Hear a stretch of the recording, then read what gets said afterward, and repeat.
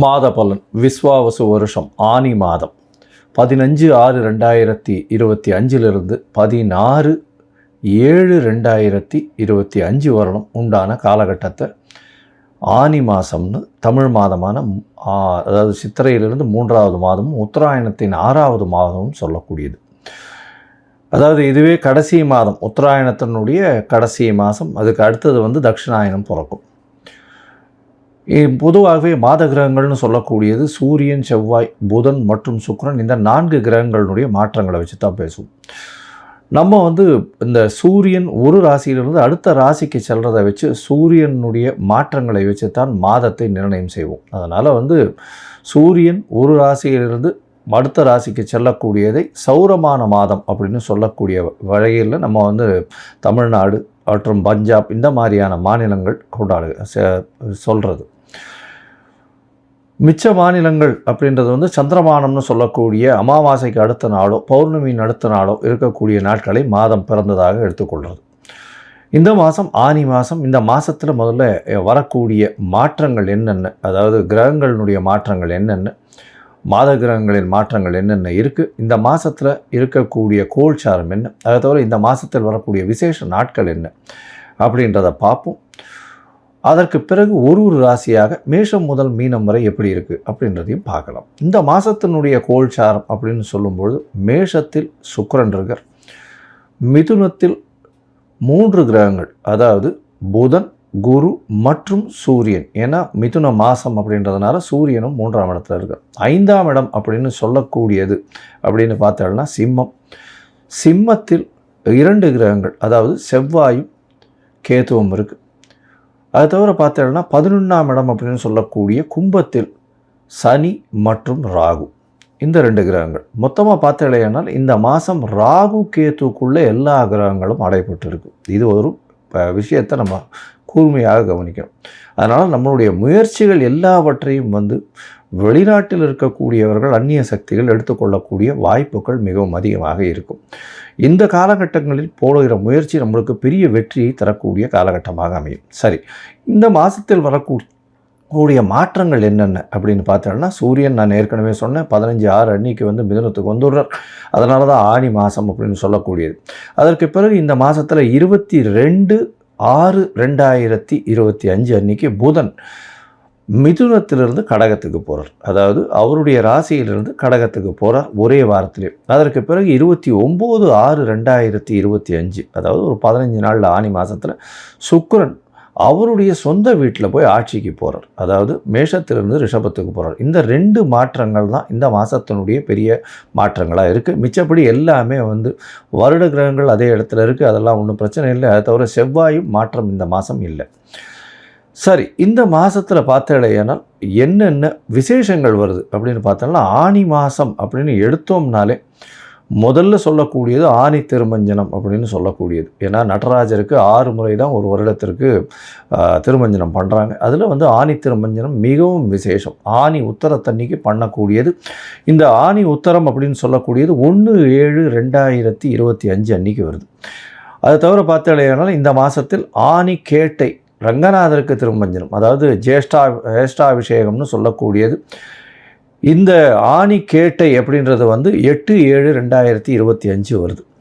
அதற்கு பிறகு பார்த்தீங்களேனால் இந்த மாதம் ஆனி மகம் மிகவும் விசேஷமான நாள். இப்போ இருக்கக்கூடிய அழகிய சிங்கர் 46வது பட்டத்தின் அழகிய சிங்கர் ரங்கநாத யதீந்திரர் அப்படின்றவர்.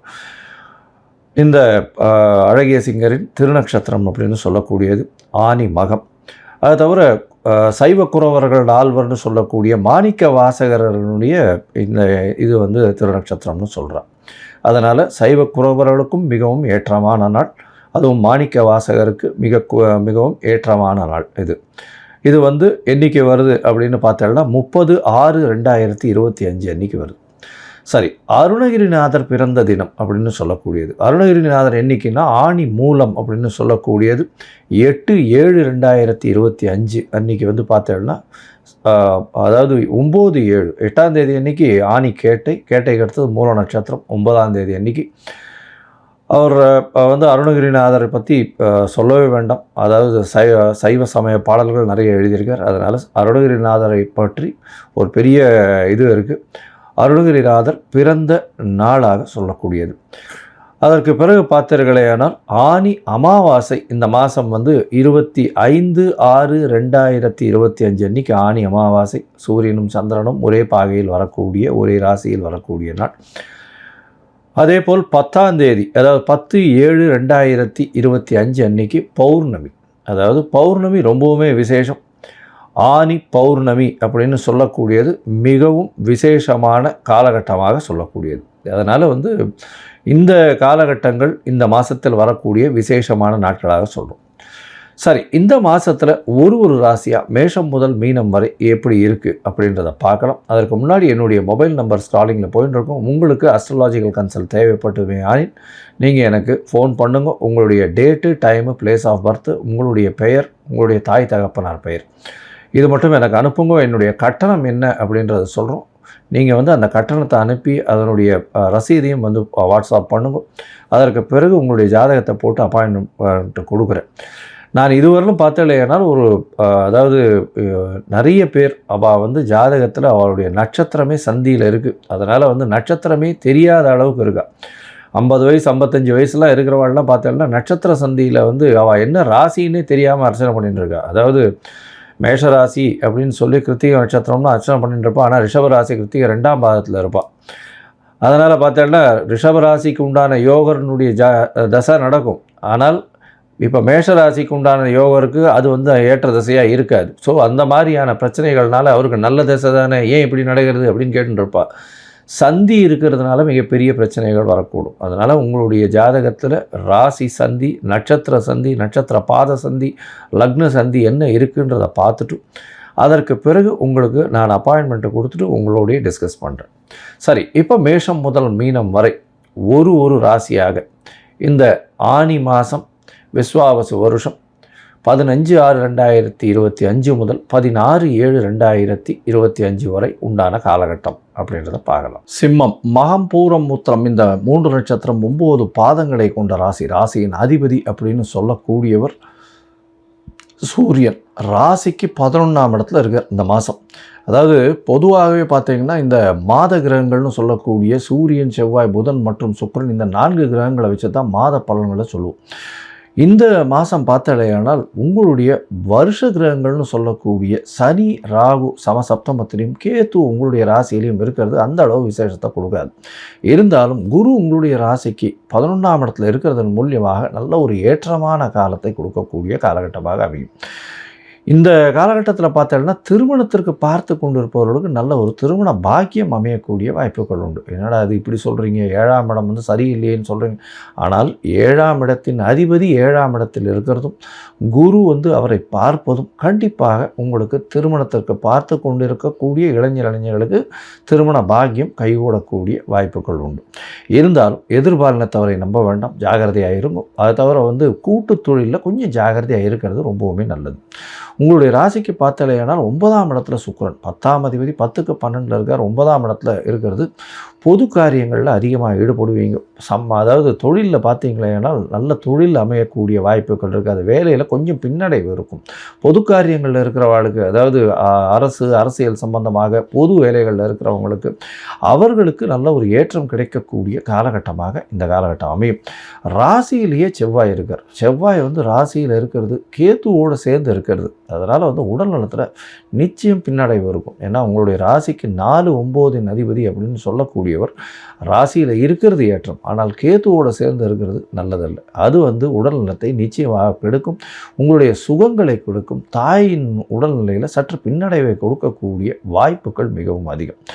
தந்தையின் உடல்நிலையில் நல்ல ஒரு ஏற்றம் இருக்கக்கூடிய வாய்ப்பு உண்டு. ஏன்னா 11ஆம் இடத்துல சூரியன் இருக்கிறது நல்ல ஒரு விசேஷம். புதனும் சேர்ந்து இருக்கார். இந்த மாதம் பார்த்தாலேயானால் உங்களுடைய ராசிக்கு 11ஆம் இடத்துல இருக்கக்கூடிய புதனும் ஒரே வாரத்தில் 12ஆம் இடத்துக்கு வரார்.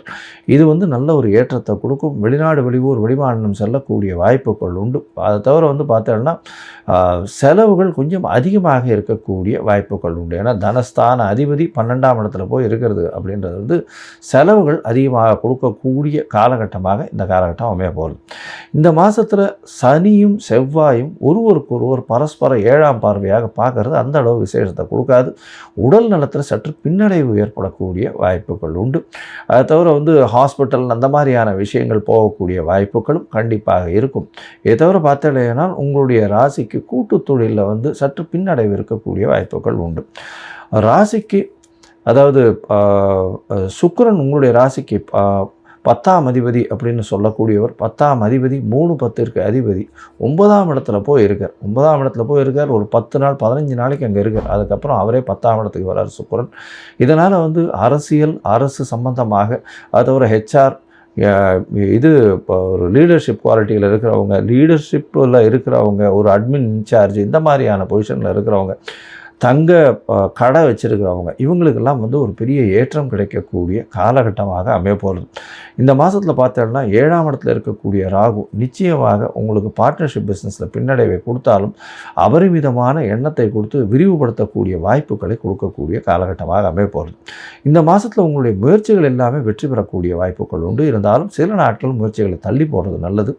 அந்த சில நாட்கள்னு சொல்லக்கூடியது இந்த சந்திராஷ்டம நாட்கள். சந்திராஷ்டம நாட்கள்னால் 8ஆம் இடத்துல சந்திர பகவான் மறையும் பொழுது உங்களுக்கு சந்திராஷ்டமம்னு சொல்லுவோம். இந்த சந்திராஷ்டம காலகட்டத்தில் புதிய முயற்சி வேண்டாம், வெளியூர் வெளிமாநில பிரயாணம் வேண்டாம்னு சொல்கிறோம். ஒரு வேளை பண்ண வேண்டி இருந்ததுன்னா சந்திரனுக்கு உண்டான எளிய பரிகாரம், அதாவது அருகில் இருக்கக்கூடிய விநாயகர் கோவிலில் உங்களால் முடிஞ்ச பால் கொண்டு போய் தானம் கொடுத்துட்டு போங்க. அது சந்திராஷ்டமத்தின் தாக்கத்தை குறைக்கும். இந்த மாதம் உங்களுக்கு சந்திராஷ்டம காலம் எப்போன்னா 18/6/2025 20/6/2025 வரலும் உண்டான காலகட்டமாக அமைய போகிறது. இந்த மொத்தத்தில் பார்த்தலையானால் இந்த சிம்ம ராசிக்காரர்களுக்கு எதிர்பாலினத்தவரோடு ரொம்ப ஜாகிரதையாக இருக்கிறது நல்லது. உங்களுடைய திருமண பாக்கியம் ஏற்படும். கூட்டு தொழிலில் சற்று ஜாகிரதையாக இருக்கணும். அதிக இன்வெஸ்ட்மெண்ட் வேண்டாம். தொழிலில் பெரிய ஏற்றம் கிடைக்கக்கூடிய காலகட்டம். படிக்கக்கூடிய மாணவர்களுக்கு நல்ல ஒரு ஏற்றம். குழந்தை பிராப்தி ஏற்படக்கூடிய பாக்கியம் நிச்சயமாக உண்டு. தேவையற்ற செலவுகள் நிச்சயமாக வரும். அதுவும் சுப செலவுகளாக வரக்கூடிய வாய்ப்புகள் நிச்சயமாக உண்டு. அரசியல், அரசு செல்வாக்கு மிகுந்தவர்கள் ஜாகிரதையாக இருக்கிறது நல்லது. உடல் நலத்தில் பின்னடைவு இருக்கக்கூடிய வாய்ப்புகள் நிச்சயமாக உண்டு. ஏன்னா செவ்வாய் கேது சேர்றதுனால அந்த அளவு ஏற்றத்தை கொடுக்கக்கூடிய காலகட்டமாக இருக்காது. சந்திராஷ்டம நாட்கள்னு சொல்லக்கூடிய 18/6/2024 அது வரலும் 25 வரலும் உண்டான காலகட்டம். 16லேருந்து 18/6/2025 வரலும் உண்டான காலகட்டத்தை தவிர்க்கிறது ரொம்பவுமே நல்லது.